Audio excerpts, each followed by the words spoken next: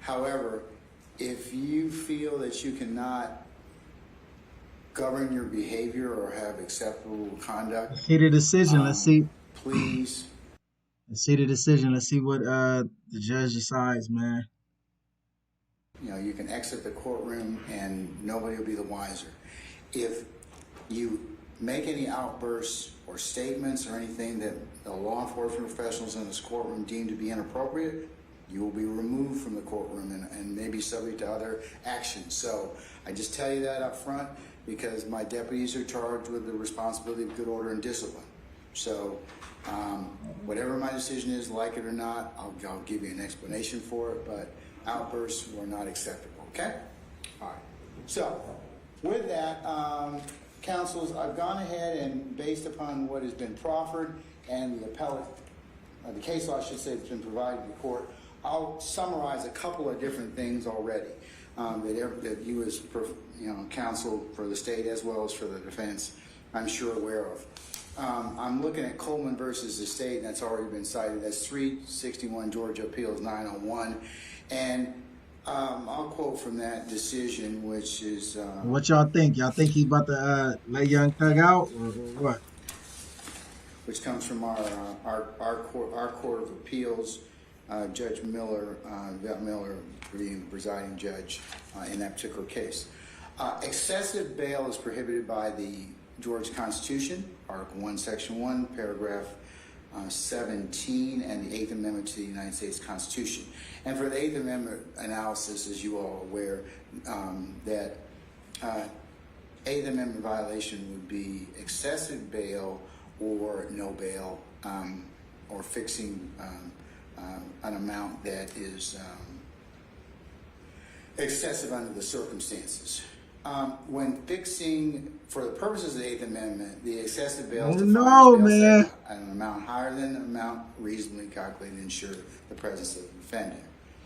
When fixing bail in Georgia, trial judges' foremost consideration is the probability the accused, if freed, will appear at trial, and then the court in Coleman goes on to quote that lesser factors or lesser extent or considerations are the accused's ability to pay, the seriousness of the offense, the accused's character and reputation.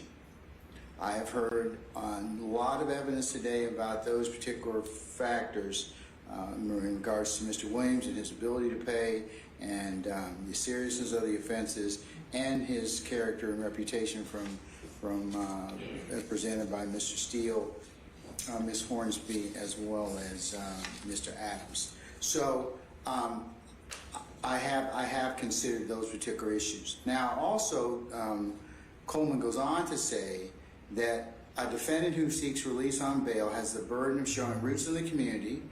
The defendant does not pose a significant risk of fleeing, threatening the community, committing another crime, or intimidating witnesses. And along with this particular case, the court also has considered the seminal case of Ayala versus the state at 262 Georgia 704. And Ayala gives us the framework in Georgia for the purpose of a pretrial bond is to prevent punishment before conviction and secure the appearance of a person for trial, quoting Roberts versus the state, 32 Georgia Appeals 339. And it goes on to say that a trial court may release a person on bail if the court finds the following. So I have to look at the first thing that Coleman directs me to look at is consideration of whether or not the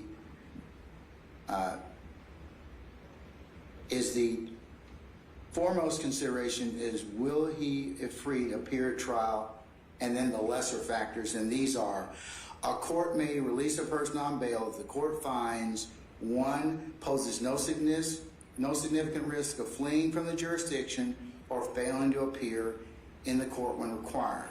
Two, poses no significant threat or danger to any person, to the community, or property in the community. 3, poses no significant risk of committing any felony pending trial, and poses no significant risk of intimidating witnesses or otherwise obstructing the administration of justice.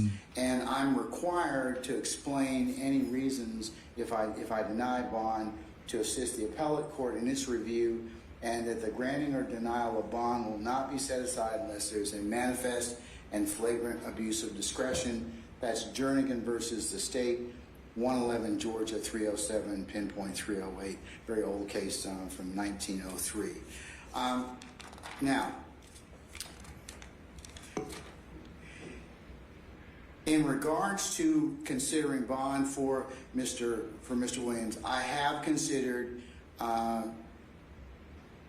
first consideration is if free, will he appear at trial, and to a lesser extent, the other factors. And based upon the court's consideration of the proffer, the two things that the court has significant concerns about are him being a danger to the community and flight.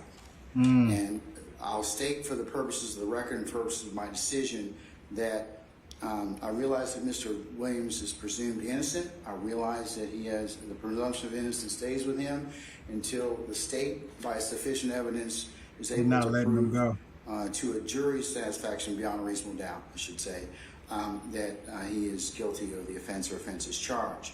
But however, in this particular circumstance, there has been significant proffers about Mr. Williams' being a danger to the community. In particular, the state's proffer that they have taken proffers from other gang members and people who are in this particular indictment and they're not in this indictment, that he is the leader of the gang, he is dangerous, and if he crosses them, he'll kill them or their families.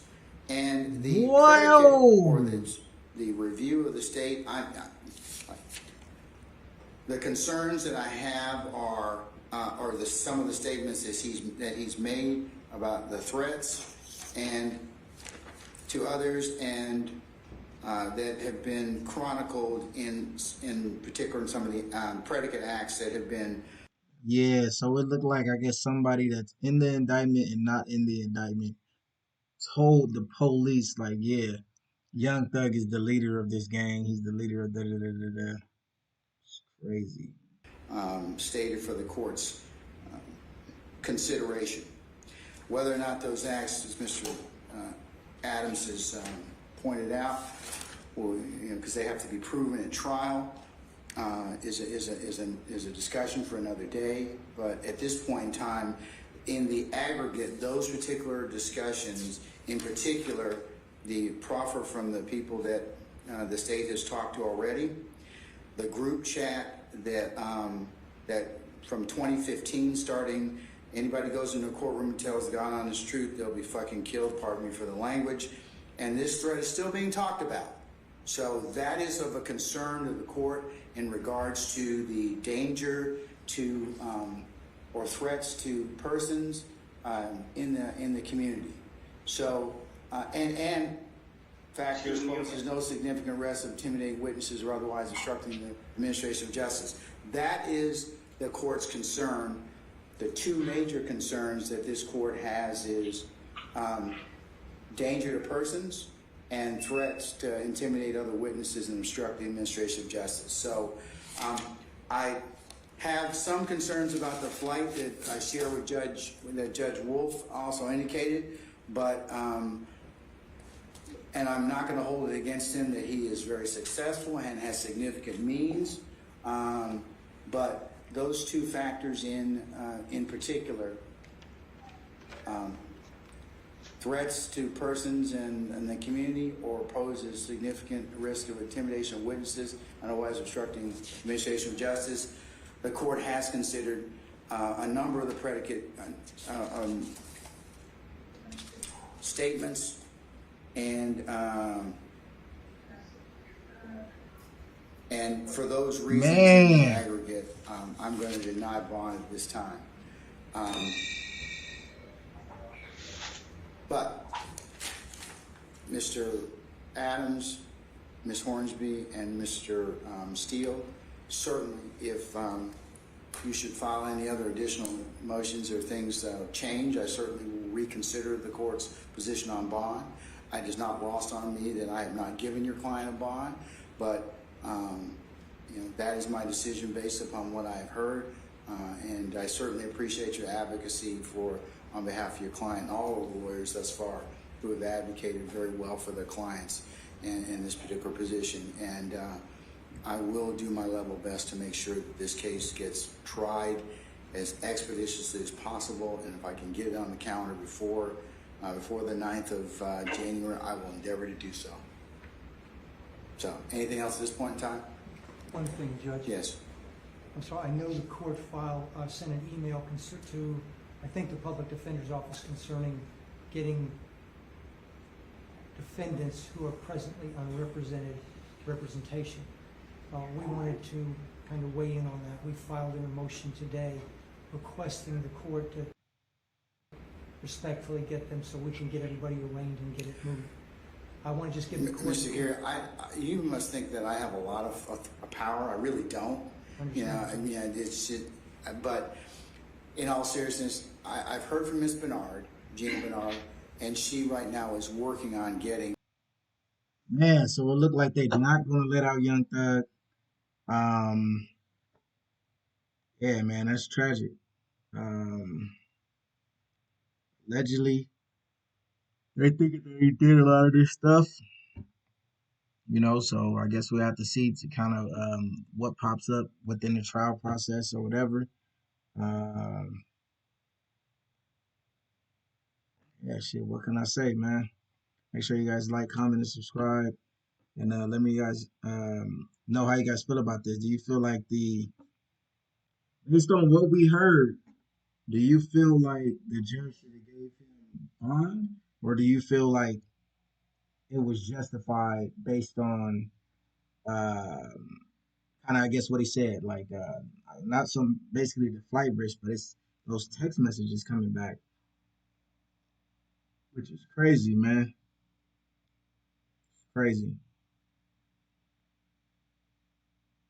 Yeah, man, that's Wingo TV. I'm out of here, man. It's crazy.